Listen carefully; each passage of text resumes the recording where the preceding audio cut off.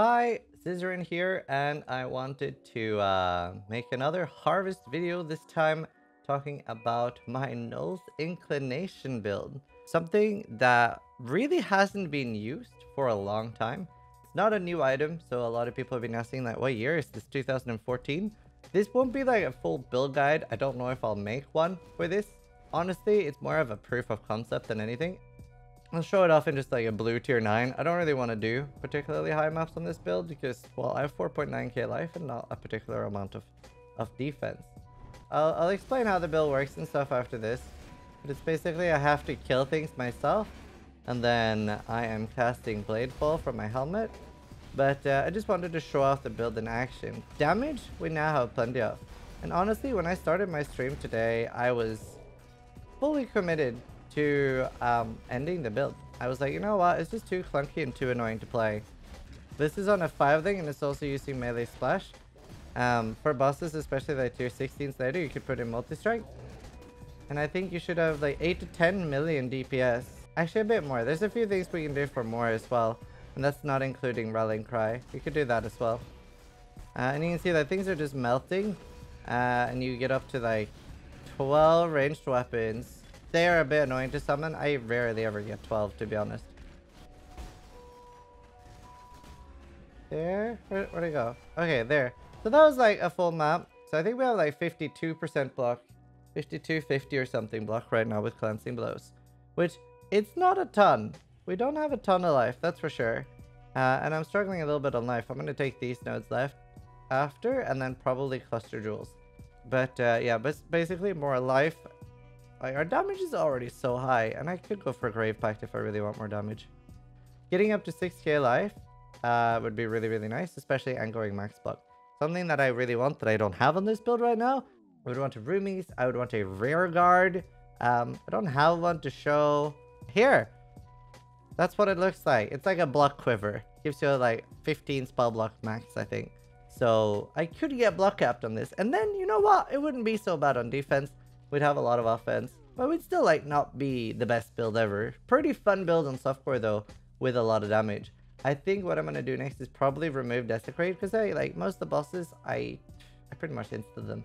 Or I can remove Spell Cascade, because I think like that's still enough weapons to be summoning most of it. The easiest would be removing Despair to get Bone Offering in here. That would be by far the easiest. 100%. I would want to have the Desecrate before the Offering, because this, unlike some items, this is in sequence, right? Like, it'll show you the Bladefall, then the Despair, then the Desecrate. You see, it doesn't do them all at the same time. Asenath Mark upgrades into Asenath Circle. It is actually like CI viable. You could go CI with this with the Soul Strike Quiver. It looks like this. I'm just like airing out some ideas I've thought of for the build. So that's definitely an idea as well.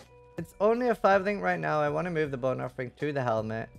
And I'm not using Multi-Strike. Multi-Strike would be the 6th thing. I think another option that I think would be really cool. I did look at SRS. So you have a dual 5 link and that doubles the damage. SRS, however, doesn't fully convert to Chaos.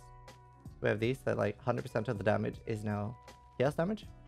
Which is really, really nice with like Envy giving so much flat Chaos damage. And yeah, I do want to try like Poison with United in Dream and Self-Cast or Cast Enchanting with Wither.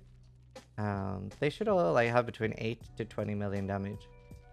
Skeletons could be interesting to try as well. Then I would probably, instead of minion damage, have Feeding Frenzy in the main so that they do get aggressive.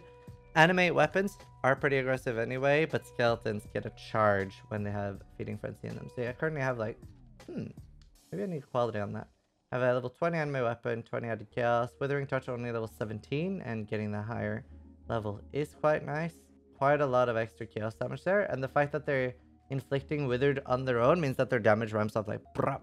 Because you have so many minions, especially if you have 2 sets, like 2 5 links in there, you have so many minions that they're basically instant at like max wither charges, which is 15. They should instantly be at that, and then yeah, your damage is crazy. Melee Splash, which you can snapshot this. You could do Melee Splash and replace that with like Ruthless or Multi-Strike or bosses. Like that's what I did with Zoff, and he was just like instant. Absolutely instant. Then minion damage, and currently Bone Offering in here, which also means it's not on all the time. The rings just like minion speed. Here is like minus mana cost. Mana is a bit annoying. Another thing I've done Mind Drinker as an anoint, which is like mana leech and mana on kill. And then I have another jewel with mana gain on hit, just to like, I found very annoying running out of mana on this build, so I wanted to not run out of mana.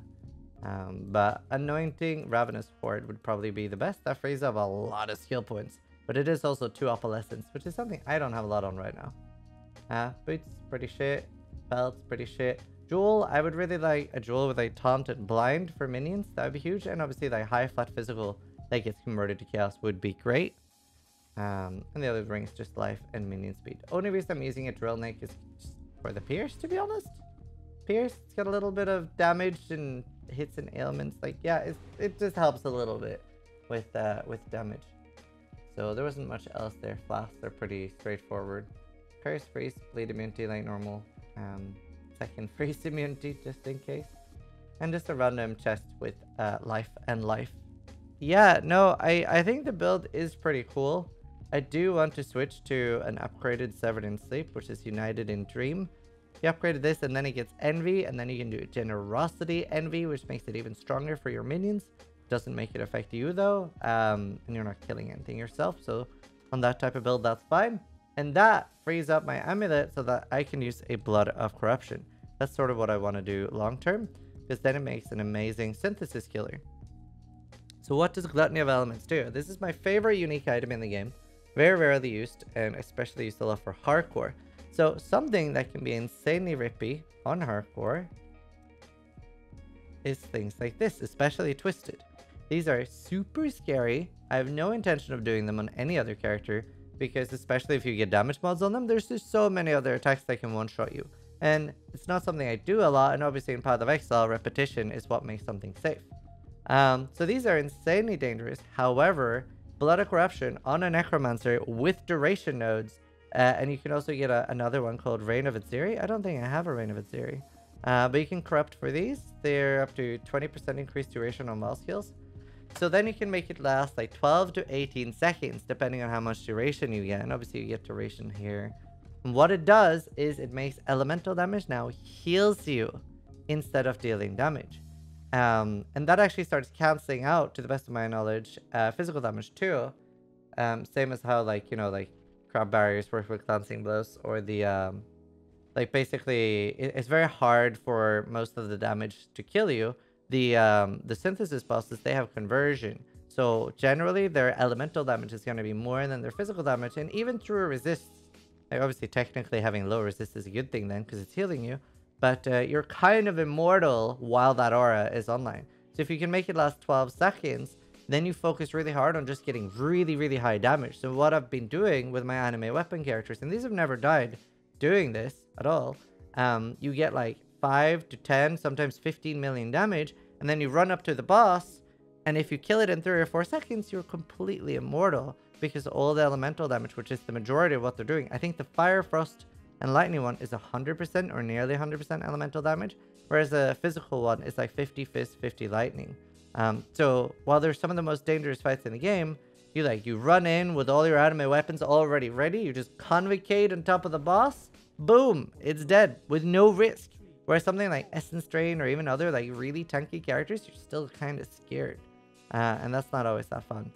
And that's why I don't want to have to use like Envy here, because this is a huge part of my damage right now.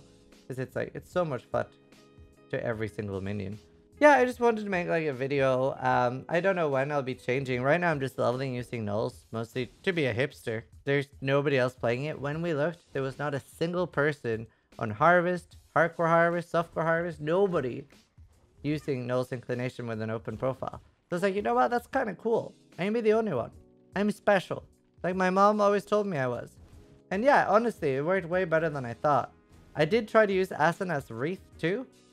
And I'll like try to upload my path of building the way it is right now, so you can see all the gems I'm using. Very tight on gems. Kind of do want an unset ring. And a despair on hit ring. Also, if you're not sure how to get a 4 white, the best way is to just double corrupt them in the lab. Sorry, in the Alva. The other option is to have Vorici on Betrayal, level 3. Then he'll do 1 to 3 white sockets. And then the last white socket you can get by doing Harvest, chance to turn a socket white.